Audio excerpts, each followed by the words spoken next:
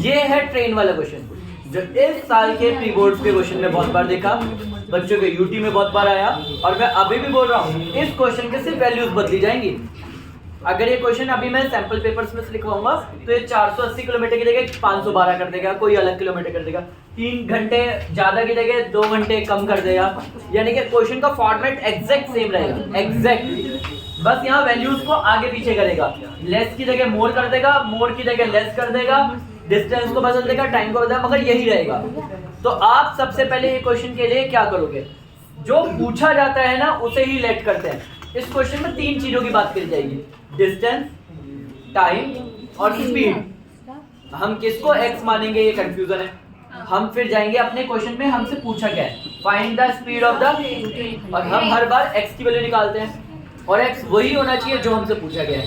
तो x क्या माना जाएगा, स्पीड। तो अब हमें क्वेश्चन ने बताया कि हम x किसको मानेंगे, 3 चीजों में से डिस्टेंस, टाइम और स्पीड में हम स्पीड को x मानेंगे। रीजन है क्योंकि वो हमसे पूछा है। पहली बात क्लियर है सबको, क्योंकि ये बार बार मैं नहीं बताऊंगा। Again first line, let the speed of train, speed of train is क्या मान लिया, x, ठीक है। तो यहाँ पे हमें पता है स्पीड का फॉर्मूला होता है डिस्टेंस अपॉन में टाइम। स्पीड हमने x मान ली है, डिस्टेंस हमारे पास 480 किलोमीटर है, और टाइम हमें नहीं पता पहले। अब तुम कहोगे 3 घंटे मोर, ये कह रहा है जो 3 घंटे जो भी टाइम लगा है ना उसमें 3 घंटे और बढ़ गया, तो हमें यही नहीं पता भी टाइम कितना लगा, तो हमने टाइम को सिर्फ टाइम ही लिखा।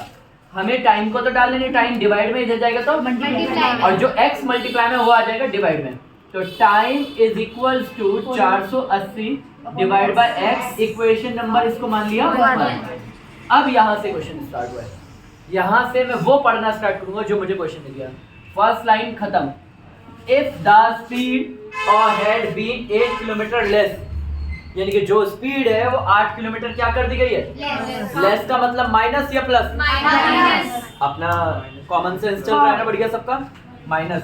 तो स्पीड जो है उसने बोला मैंने कितने किलोमीटर कम कर दिया, 8 किलोमीटर। डिस्टेंस वही रहेगी, डिस्टेंस वही 480 रहेगा, और अपॉन में जो टाइम है, अब देखो टाइम के साथ कहो, जब स्पीड कम कर दोगे, तुम सोचो कहीं जा रहे हो और तुम स्लो कर ली अपनी स्पीड, तो तुम्हें टाइम ज्यादा लगेगा या कम लगेगा, ये कॉमन सेंस है। मगर ये क्वेश्चन भी हमें यही बोलेगा 3 घंटे क्या लगेंगे, ज्यादा।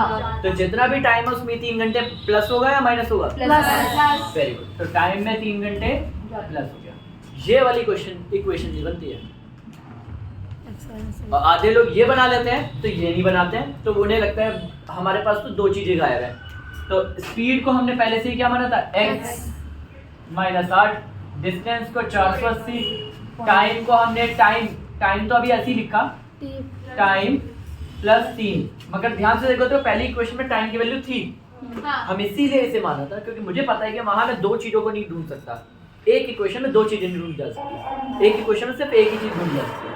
तो मैंने x माइनस 8 यहाँ लिखा, और टाइम प्लस 3 ऐसे लिखा, 480 ऐसे लिखा, टाइम की वैल्यू की जगह ये डाल दिया x माइनस 8, टाइम की जगह 480 अपॉन में x plus 3 equals to 480। Multiply करना आता है ना, याद होगा ये क्वेश्चन वैसी बन गई जैसे हम 3 दिन से कर रहे थे, जब अलग अलग इक्वेशन थी।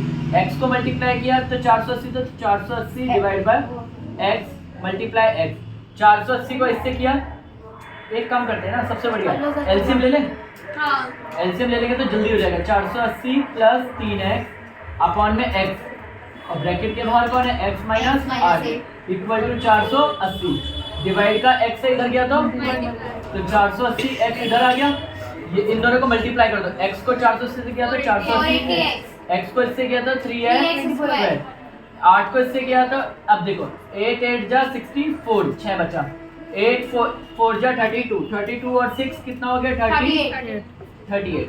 तो यहाँ पे लिख दिया 3840, और 8 3 जा माइनस का 24x।